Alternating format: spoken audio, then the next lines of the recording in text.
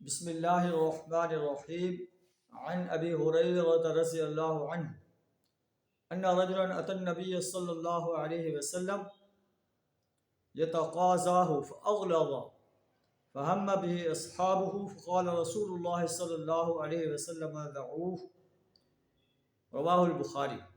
حضرت ابو ہریرہ رضی اللہ تعالیٰ عنہ بیان کرتے ہیں کہ نبی صلی اللہ علیہ وسلم کے پاس ایک شخص آیا اور اس نے بڑے سخت الفاظ سے نبی صلی اللہ علیہ وسلم سے قرض کا مطالبہ کیا، تو آپ کے صحابہ نے اس کو مارنے کا ارادہ کیا۔ نبی صلی اللہ علیہ وسلم نے فرمایا دعوہ فإن لصاحب الحق مقالا، اسے چھوڑ دو، جو صاحب حق ہے وہ ایسی باتیں کر سکتا ہے۔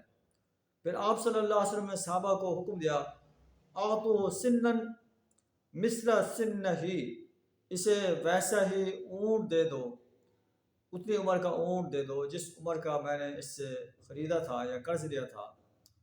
تو صحابہ کرام نے اونٹ ڈھونڈا اور فرمایا عرض کیا کہ اے اللہ کے رسول ایسا اونٹ نہیں ملتا۔ نبی صلی اللہ علیہ وسلم تو لا نجد الا امثل من سنہ، اس کے اونٹ سے بہتر اونٹ میسر ہے، اس جیسا نہیں ملتا۔ آپ صلی اللہ علیہ وسلم اعطوہ، اسے وہی اونٹ دے دو۔